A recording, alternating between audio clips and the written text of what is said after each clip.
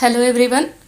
Today we are going to complete chapter number 2 कुलस्य आचारः family tradition. आज हम chapter number 2 कुलस्य आचारः कंप्लीट करेंगे। टेक्स्ट बुक हमने कंप्लीट कर लिया हुआ है और वर्कबुक कंप्लीट करने से पहले टेक्स्ट बुक चैप्टर पढ़ना ज़रूरी होता है ताकि चैप्टर अच्छे से समझ में आ सके। तो वर्कबुक कंप्लीट करते हैं हम। विकास की हमारी संस्कृत के स्टैंडर्ड 9th की ये वर्कबुक है। Section A, answer the following objective questions. यहाँ पर ऑब्जेक्टिव क्वेश्चंस दिए गए हुए हैं, इनको पहले हमें कंप्लीट करना है। दो ऑप्शन यहाँ पर हैं और राइट ऑप्शन को टिक लगाना है और नीचे दिए हुए जगह में लिखना है। क्वेश्चन नंबर 1, तृषा। तृषा के लिए दो ऑप्शन दिए गए हुए हैं, हीटेड या thirst. Thirst is right option. तृषा का मतलब थर्स्ट यानी प्यास लगना। कृषकः सेकेंड नंबर। कृषकः मीन्स फार्मर या फिर पेन, तो farmer is right option. Third number स्यूतः सूप या फिर बैग, तो स्यूतः का मतलब बैग होता है। फोर्थ नंबर तड़ागः, पडल या लेक, तो पडल का मतलब तो गड्ढा होता है, तो तड़ाग का मतलब होगा लेक। फिफ्थ नंबर जननी। जननी मदर या फिर सिस्टर, तो जननी मतलब मदर होगा। परिश्रांतः टायर्ड या फिर स्टैंडिंग, तो होगा टायर्ड यानी थका हुआ। सेवेंथ नंबर वृष्टि। वृष्टि का मतलब होता है रेन या फिर सोइंग, तो रेन होगा यानी बारिश या वृष्टि। एट्थ नंबर महती। महती मतलब बहुत बड़ा। अलॉट या एक्सेप्टेड, तो अलॉट इज राइट आंसर। हमने जो टिक लगाया है राइट आंसर को खाली जगह में कंप्लीट कर लेंगे, लिख लेंगे। सेकेंड नंबर अधोदत्ता नाम संस्कृत भाषायाः शब्दस्य संस्कृत शब्दम लिखत।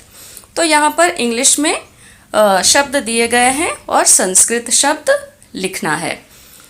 First number bag of money, धन स्यूतः। Second one with good proper intention, सदाशयाः। थर्ड क्लाउड, मेघः। फोर्थ नाव, संप्रति या फिर अधुना। Fifth custom of the family, कुलाचारः। सिक्स योर्स, भवदीयः। सेवेंथ टुडे, अद्यः। पार्ट 2 में देख लेते हैं बेस्ड ऑन ग्रामर।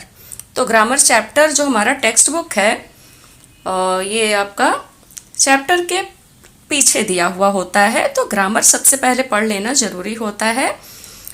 ये है 20 नंबर चैप्टर के बाद से ग्रामर स्टार्ट हो जाता है, तो पहले ग्रामर पढ़ लें तो ये सब चीज़ें अच्छे से समझ में आ जाती हैं, नहीं तो ये कम समझ में आती हैं। या फिर कुछ ग्रामर के वर्ड आपके टेक्स्ट बुक में ग्लोसरी के साथ साथ दिए हुए हैं, तो वो भी पहले आप देख सकते हैं।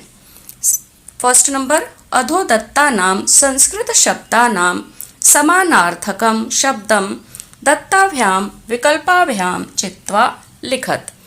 तो यहाँ पर क्या लिखना है? समानार्थक यानी पर्यायवाची शब्द या समान अर्थ वाले शब्द को लिखना है। नंबर फर्स्ट कृषकः, कृषि वाला या कर्मठः, तो कृषि वाला हो जाएगा राइट आंसर। सेकेंड तड़ागः, स्तेनः या फिर सरः हुदः, तो हो जाएगा सरः। तड़ाग का मतलब सरोवर या सरः। थर्ड नंबर वृष्टि, पर्जन्यः वर्षा। पर्जन्य और वर्षा दोनों का सेम मीनिंग होता है। और विरामः, तो वृष्टि यानी बारिश, तो पर्जन्य या फिर वर्षा हो जाएगा। फोर्थ नंबर तृषा, गीतिका या पिपासा, तो हो जाएगा तृषा का मतलब पिपासा। और यहाँ पर कंप्लीट कर लेंगे इसको। नेक्स्ट देख लेते हैं हम, सेकेंड नंबर क्वेश्चन है ये पार्ट 2 का। अधोदत्ता नाम संस्कृत शब्दानां विरुद्धार्थक शब्दम दत्ताभ्याम विकल्पाभ्याम चित्वा लिखत। तो यहाँ पर अपोजिट लिखना है, अपोजिट वर्ड चूज करके लिखना है। नंबर 1 आचारः का क्या होगा अपोजिट, अनुचितम या फिर अनाचारः। तो आचारः का अनाचारः, वृष्टि का अनावृष्टि या फिर अनावृष्टि और दुर्भिक्षः सेम मीनिंग है, या फिर सुकालः तो अनावृष्टि हो जाएगा, या फिर दुर्भिक्षः भी लिखेंगे तो चलेगा, दोनों भी लिख सकते हैं। थर्ड नंबर महती लब्ध्वी या फिर गुर्वी। लघ्वी, महती का मतलब बहुत बड़ा, तो लघ्वी हो जाएगा, गुर्वी नहीं होगा। फोर्थ नंबर श्रुत्वा, अश्रुत्वा या फिर अकर्ण्य, तो अश्रुत्वा हो जाएगा, श्रुत्वा का अपोजिट। फिफ्थ नंबर सम्यक, समीचीनम या असम्यक, तो सम्यक का अपोजिट हो जाएगा असम्यक। अभी हम आगे आ जाते हैं। यहाँ पर जो हमने कंप्लीट किया, टिक लगाया, वो कंप्लीट कर लेना है अपोजिट वर्ड। नेक्स्ट है क्वेश्चन थर्ड नंबर, अधोदत्तेभ्यः शब्द रूपेभ्यः पुलिंग शब्दों चित्वा लिखत। तो यहाँ पर पुलिंग शब्द देख करके लिखना है। 3 ऑप्शन यहाँ पर दिए गए हैं और यहाँ से पुलिंग शब्द देख करके लिखना है। पुलिंग शब्द यानी कि मेल जेंडर। तो मेल जेंडर की पहचान क्या होती है, विसर्ग लगा होगा किसमें, रूट वर्ड में। किसमें, रूट वर्ड में विसर्ग हो तो वो पुलिंग शब्द कहलाएगा। विसर्ग यानी कि जो लास्ट में 2 डॉट लगे होते हैं और रूट वर्ड होना चाहिए। तो देख लेते हैं। फर्स्ट स्यूतः तस्य जननी, तो स्यूतः होगा पुलिंग शब्द। सेकेंड वृष्टिः पुत्रः धनम, तो पुत्रः क्या है, रूट वर्ड है। यहाँ पर वृष्टि दिया हुआ है बट ये क्या है, स्त्रीलिंग वर्ड है, ये रूट वर्ड नहीं है। और पुत्र ये रूट वर्ड है, तो रूट वर्ड में विसर्ग लगा हुआ है यानी 2 डॉट लगे हुए हैं, तो ये हो जाएगा आपका पुलिंग शब्द। थर्ड नंबर पशु श्रद्धा संतोषम, तो पशु है रूट वर्ड। फोर्थ नंबर प्रतीक्षा मदीयम बालः, बालः हो जाएगा पुलिंग शब्द। फिफ्थ नंबर चातकः माता ग्रहणम, चातकः इज पुलिंग शब्द। फोर्थ नंबर अधोदत्तेभ्यः शब्द रूपेभ्यः स्त्रीलिंग शब्दौ चित्वा लिखत। तो यहाँ पर अभी आपको लिखना है स्त्रीलिंग शब्द। पहले हमने पुलिंग शब्द कंप्लीट किया, अभी यहाँ पर स्त्रीलिंग शब्द लिखना है। तो स्त्रीलिंग शब्द की पहचान क्या है, लास्ट में वर्ड के एंड में आ या फिर ई से एंड होगा, तो वो होगा स्त्रीलिंग। तो यहाँ पर देख लेते हैं 3 वर्ड है, कौन सा है स्त्रीलिंग, कुलम पीड़िता या अम्बा, अम्बा होगा स्त्रीलिंग। सेकेंड नंबर आनंद जननी वृद्धा, जननी स्त्रीलिंग वर्ड। थर्ड नंबर स्यूतः श्रद्धा वृत्तांतम, श्रद्धा स्त्रीलिंग। फोर्थ नंबर वृष्टि संप्रति भवादृशः, तो वृष्टि हो जाएगा यहाँ पर, हाँ वृष्टि हो जाएगा, यहाँ पे स्पेलिंग मिस्टेक है तो यहाँ से देख करके लिख लेंगे, हो जाता है कभी कभी। तो फिफ्थ नंबर देख लेते हैं, मार्ग वार्तालापम प्रतीक्षा, प्रतीक्षा है स्त्रीलिंग। नेक्स्ट है फिफ्थ नंबर क्वेश्चन, अधोदत्तेभ्यः शब्द रूपेभ्यः नपुंसक लिंगम चित्वा लिखत। नपुंसक लिंगम शब्द चित्वा लिखत यानी कि न्यूटर जेंडर का वर्ड लिखना है। तो न्यूटर जेंडर वर्ड की पहचान क्या होती है कि जैसे आप फलम बोलो, पत्रम बोलो, एतत् बोलो, तत् बोलो, तो एतत् और तत् जब हम बोलते हैं तो हमारा एतत् बोलने के समय क्या होता है, टंग लास्ट में देखिए मुंह के अंदर चिपक जाता है, दांत या फिर मुंह के ऊपर की तरफ। और फलम बोलने पर लिप्स हमारे लास्ट में, फलम, दोनों लिप्स आपस में चिपक जाते हैं या क्लोज हो जाते हैं। तो ये पहचान है न्यूटर जेंडर की। तो यहाँ पर देख लेते हैं न्यूटर जेंडर। नंबर 1, जलम मेघः कृषकः। तो मेघः और कृषकः जब हम बोलते हैं तो एंड में मुंह हमारा खुला रहता है, लेकिन हम जब जलम बोलते हैं तो हमारा मुंह लास्ट में बंद हो जाता है। तो जलम हो जाएगा न्यूटर जेंडर यानी कि नपुंसक लिंगम। Second number, कुलाचारः ग्रहणम तातः। तो हो जाएगा ग्रहणम। थर्ड, स्यूतः तृषा वृत्तांतम। वृत्तांतम इज राइट आंसर। फोर्थ, मेघः शिशुः पानम। पानम is right answer, it is नपुंसक लिंगम। 6 नंबर, रेखांकित शब्दस्य कृदंत प्रकारम लिखत। Write the participle type of the underline word. तो यहाँ पर आपको कृदंत प्रकार, तो इसको समझने के लिए चैप्टर के एंड में जो ग्रामर पोर्शन दिया हुआ है वहाँ पर कृदंत यानी क्रिया के प्रकार लिखा हुआ है, किस प्रकार की क्रिया है। ठीक है, तो वो अगर अच्छे से पढ़ लेते हैं तो ये चीज़ समझ में आ जाएगा। यहाँ हम वर्क कंप्लीट करते हैं। तो क्रिया के प्रकार चैप्टर यानी कृदंत प्रकारम आपको पहले पढ़ लेना है ये समझने के लिए। तो फर्स्ट नंबर, तृषायाः सहनम कृत्वा। कृत्वा करके, यानी ये क्या है, एक क्रिया वर्ड है यानी कि वर्ब है, डूइंग वर्ड है। इंग्लिश में भी पढ़ते हैं ना वर्ब के बारे में, डूइंग वर्ड के बारे में, या फिर एक्शन वर्ड जिसको बोल सकते हैं।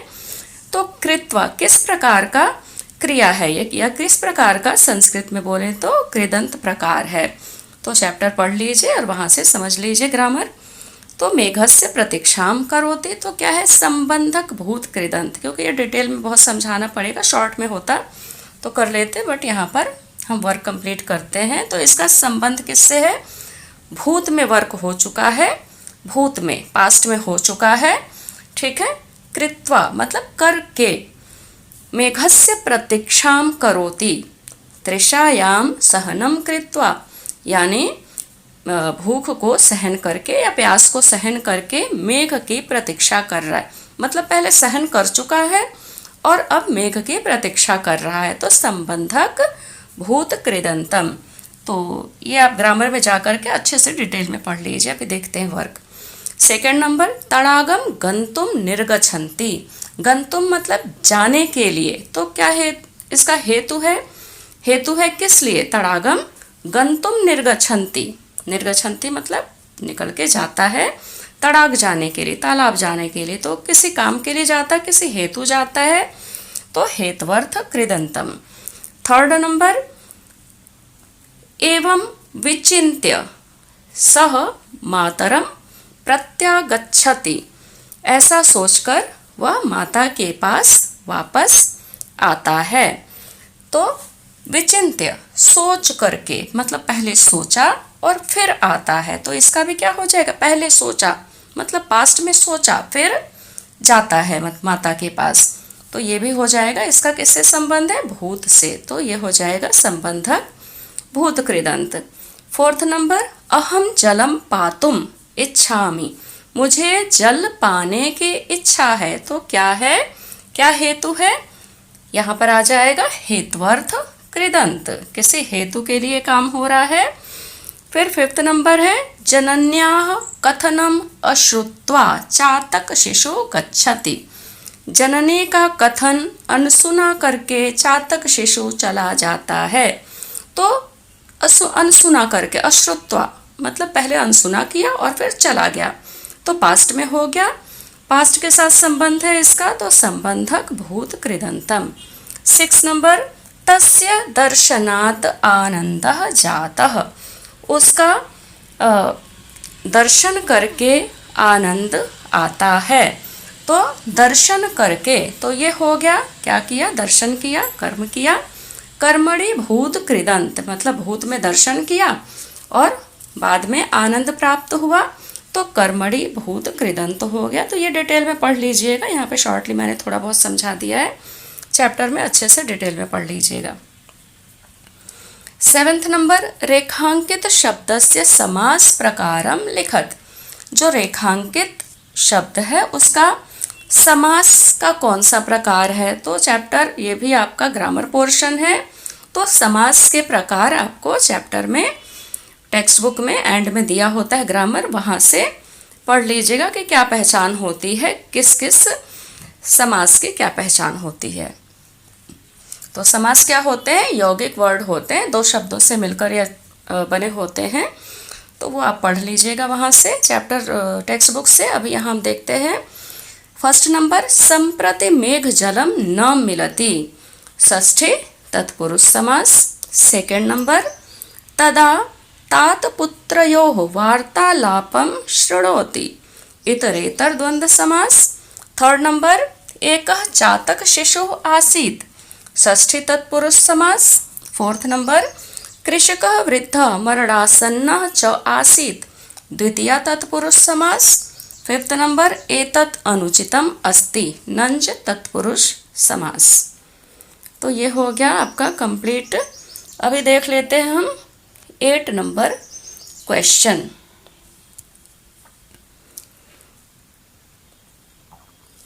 अधोदत्तेभ्यः रूपेभ्यः प्रथमा एक वचन चित्वा लिखत। तो प्रथमा एक वचन विभक्तियाँ ये भी दे रखा हुआ है, आपका ग्रामर पोर्शन है टेक्स्ट बुक में। चैप्टर फिनिश होने के बाद सारे चैप्टर 20 तक के जब चैप्टर फिनिश हो जाते हैं तो ग्रामर शुरुआत हो जाता है, वहाँ से विभक्तियाँ हमको लर्न करनी पड़ती हैं। जैसे एक वचन, द्विवचन, बहुवचन और विभक्तियाँ कितनी हैं, प्रथमा, द्वितीया, तृतीया, चतुर्थी, पंचमी, षष्ठी, सप्तमी और संबोधन। तो वो वहाँ से लर्न कर लीजिएगा तो बहुत ही आसानी से ये समझ में आ जाएगा। तो हम देख लेते हैं 1st नंबर, बालः बालम बालेन। तो यहाँ पर क्या पूछ रहा है, प्रथमा एक वचन। तो ये तो सबसे पहले शुरुआत में प्रथमा विभक्ति में जो एक वचन होगा, बालः बालो बाला, ये जो है वहाँ से प्रथमा में क्या आ गया, एक वचन में बालः आ गया। तो ये भी वहाँ से आप देखिए और समझ करके फिर यहाँ कंप्लीट करना है। 2nd नंबर, जलाय जलम जलयोः। तो प्रथमा विभक्ति एक वचन में क्या आएगा, जलम। 3rd नंबर, जननी जनन्याः जननीम जननी। 4th नंबर, चातक शिशु चातक शिशवे चातक शिशु। तो चातक शिशु हो जाएगा प्रथमा विभक्ति एक वचन। 9th नंबर, अधोदत्तेभ्यः रूपेभ्यः षष्ठी एक वचन रूपम चित्वा लिखत। तो षष्ठी विभक्ति का एक वचन रूप आपको देखकर लिखना है, तो इसके लिए भी विभक्ति लर्न होना जरूरी है। तो छठी लाइन में प्रथमा, द्वितीया, तृतीया, चतुर्थी, पंचमी, षष्ठी में एक वचन, द्विवचन, बहुवचन। तो षष्ठी एक वचन में जो लिखा हुआ है पीछे आप देखेंगे तो वहाँ से आपको मिल जाएगा, वो यहाँ पर आपको कंप्लीट करना है। मेघान मेघाय मेघस्य, मेघस्य इज राइट आंसर। 2nd, वृद्धस्य वृद्धम वृद्धाः, वृद्धस्य वृद्धका। 3rd number, त्रिशाम त्रिशायाः त्रिशायाम। तो त्रिशायाः। 4th नंबर, शिशुम शिशवे शिशोः, शिशोः इज राइट आंसर। षष्ठी एक वचन कंप्लीट होता है। नाउ क्वेश्चन नंबर 10, अधोदत्तेभ्यः रूपेभ्यः वर्तमान कालस्य रूप चित्वा चिनुत। तो यहाँ पर बोल रहा है कि जो रूप लिखा हुआ है उसका वर्तमान काल का, अब उसमें पीछे आप जब ग्रामर में पढ़ेंगे ना, तो जैसे इंग्लिश में आप पढ़ते हैं ना present tense, past tense, future tense, वहाँ पर संस्कृत में भी आपको मिलेगा वर्तमान काल। ठीक है, यहाँ पर तीनों काल के बारे में वहाँ पर वर्णन मिलेगा आपको ग्रामर में। तो यहाँ पर वर्तमान काल के बारे में पूछ रहा है, भूतकाल भी होगा, भविष्य काल भी होगा, तो हमें यहाँ पर आंसर देना है वर्तमान काल का कौन सा रूप है, तो वही देख करके हमको लिखना है। तो फर्स्ट नंबर है व्रजते, व्रजिष्यते, अव्रजत, व्रजते।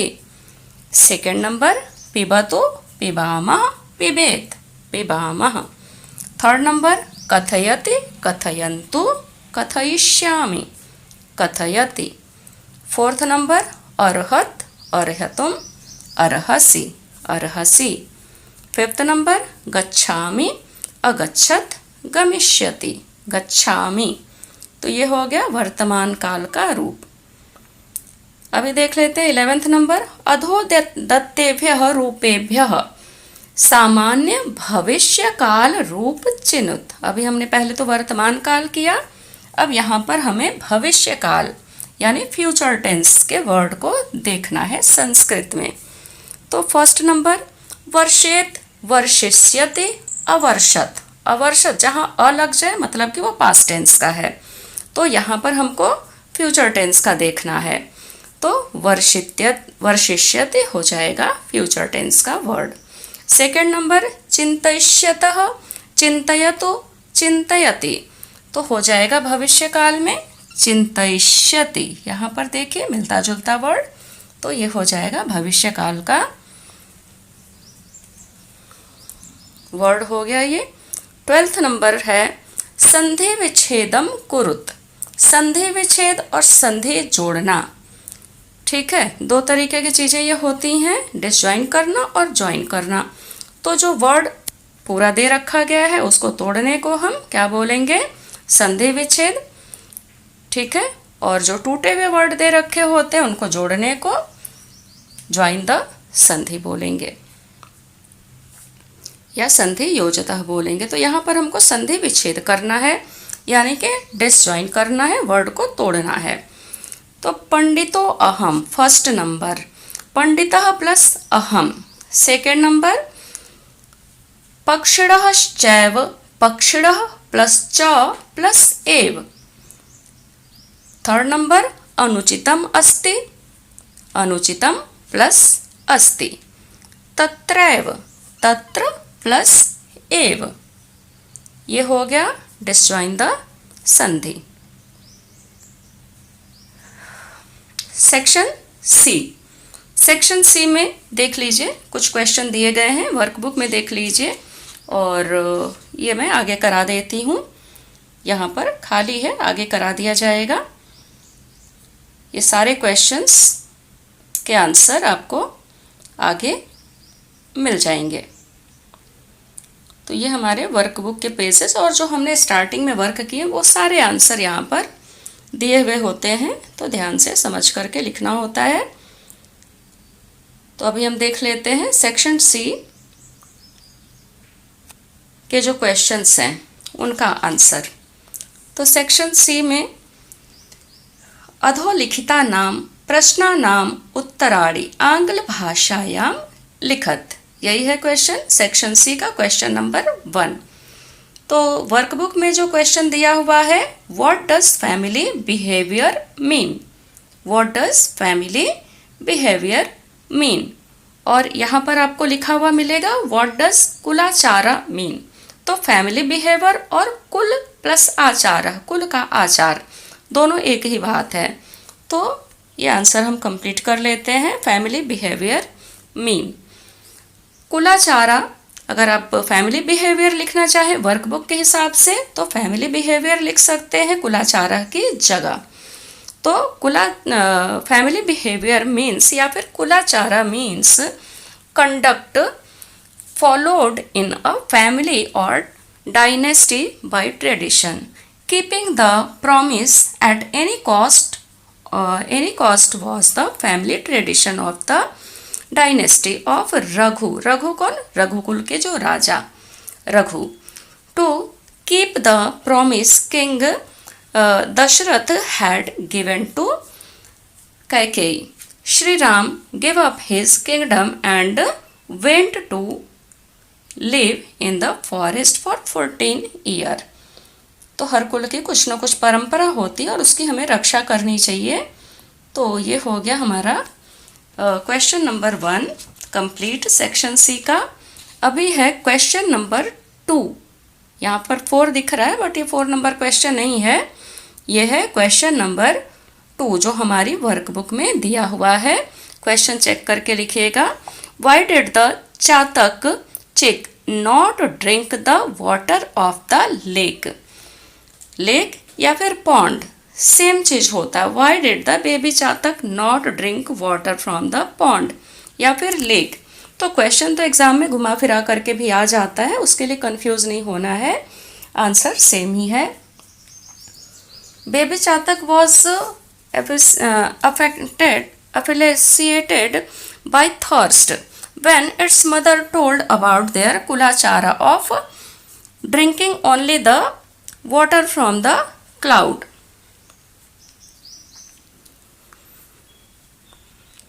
Baby Chatak left for the pond without paying heed to mother's advice.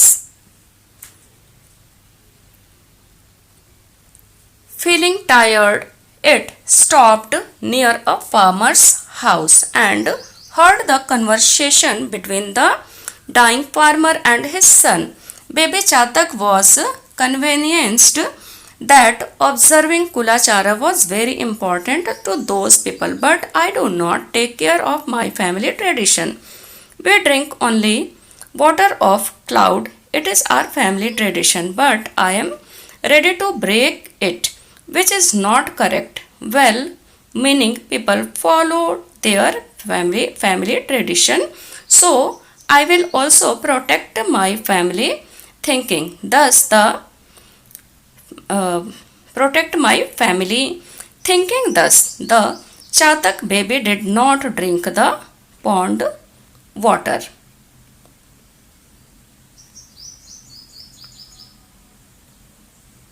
तो ये हो गया क्वेश्चन नंबर 2 कंप्लीट। अभी हम देख लेते हैं क्वेश्चन नंबर 3। क्वेश्चन नंबर 3 क्या है? What does the mother tell the chatak chick to do? Y? चातक की मदर ने चिक को क्या करने के लिए कहा था और क्यों कहा था? What does mother ask baby chatak not to do? नहीं करने के लिए क्या बोला था? सेम चीज है, क्वेश्चन को घुमा करके पूछे तो आंसर वही देना है। थोड़ा बहुत हेर फेर है क्वेश्चन में, बट आंसर एक ही है और क्वेश्चन का मतलब भी सेम ही है। Mother asks baby chatak not to drink the water of lake और pond to satisfy his thirst. She explains that drinking the rain water falling directly from the cloud is family tradition. Drinking any other water mean going against the noble tradition. तो ये हो गया section C के 3 question, 1 2 3 number question complete हो गए। अभी आ जाते हैं सेक्शन डी। तो क्वेश्चन ऑलरेडी वर्कबुक के ऊपर दे दिए गए थे, तो यहाँ सिर्फ आंसर है और इसलिए मैं बताती जा रही हूँ किसका कौन सा आंसर है। तो ये है सेक्शन डी का आंसर, जो कि है ट्रांसलेशन।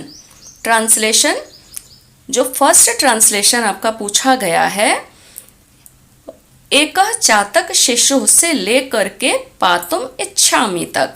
टेक्स्ट बुक में आपको पेज नंबर 5 पर मिलेगा ये पैराग्राफ। तो अगर पैराग्राफ चाहिए तो टेक्स्ट बुक ओपन करके देख लेंगे, ठीक है। तो यहाँ पर हमने ट्रांसलेशन दिया है, कहाँ से कहाँ तक है? एक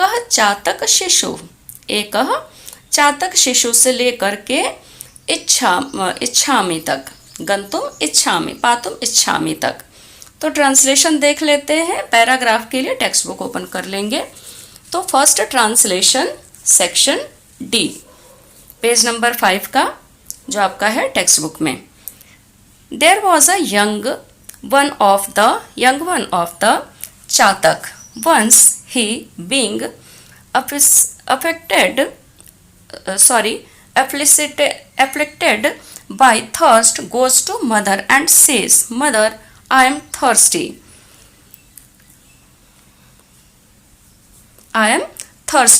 I wish to drink water. Now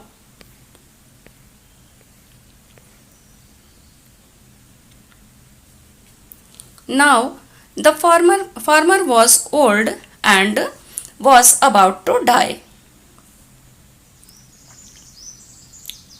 Just a minute. Yes. तो ये एक बार फिर से देख लीजिए, यहाँ थोड़ा सा कंफ्यूजन थी, बट नाउ जो यहाँ पे है ना, ये पैराग्राफ के आगे का पार्ट है, जबकि हमारे जो वर्कबुक में वर्क करना है सिर्फ यहाँ तक ही पूछा गया है। नाउ आगे कंटिन्यू हो रहा है, ये पेंसिल से कट किया हुआ है, ये नहीं लिखना है। नाउ नहीं लिखना है, कहाँ से कहाँ तक लिखना है? There was a young one of the chatak, once he being afflicted by the thirst goes to mother and says, mother, I am thirsty, I wish to drink water. बस यहाँ स्टॉप करना है, ये मैंने पेंसिल से कट कर रखा हुआ है, जो क्लियर नहीं हो रहा है तो बस यहाँ तक ही है इसका translation. First number translation complete होता है। अभी हम देख लेते हैं second number translation. Second number translation में आपका पूछा गया है, कृषकः वृद्धः से लेकर हस्तम प्रसारयम।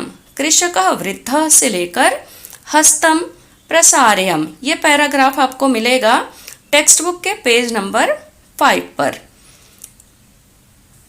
टेक्स्ट बुक के पेज नंबर 5 पर ये फुल पैराग्राफ संस्कृत में मिलेगा। यहाँ पर इंग्लिश ट्रांसलेशन है सेक्शन डी का second number question. Section D का second number question. The farmer was old and was about to die. His son, who was standing near him, tells the farmer, Father, today a money bag was found by me. On the way, its sight delighted me, thinking that my poverty will end by it. I reached out my hand. ठीक है, तो सिर्फ ये कहाँ तक लिखना है? My hand तक। इसके आगे ये जो कट रहा है इसको ये नहीं सोचना है कि ये लिखना ही नहीं है, ठीक है। आउट माय हैंड तक कंप्लीट हो जाता है ट्रांसलेशन, ठीक है। तो आगे बढ़ जाते हैं।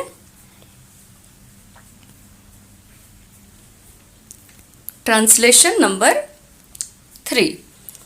तो यहाँ पर मैंने पेंसिल से डाल दिया हुआ है, बट लाइट हो रहा है इस वजह से दिख नहीं रहा है। तो देख लेते हैं ट्रांसलेशन नंबर 3 कहाँ से कहाँ तक है। चातक शिशु से लेकर के, चातक शिशु सर्वम से लेकर अनुचितम अस्ति, ये टेक्स्ट बुक के पेज नंबर 6 पर आपको संस्कृत में पैराग्राफ मिल जाएगा। तो ये है आपका सेक्शन डी का third number translation. Section D का third number translation. The young chatak hears it all. He thinks, oh, how great is the faith of the old man on his deathbed and his son to maintain. तो ये हो गया आपका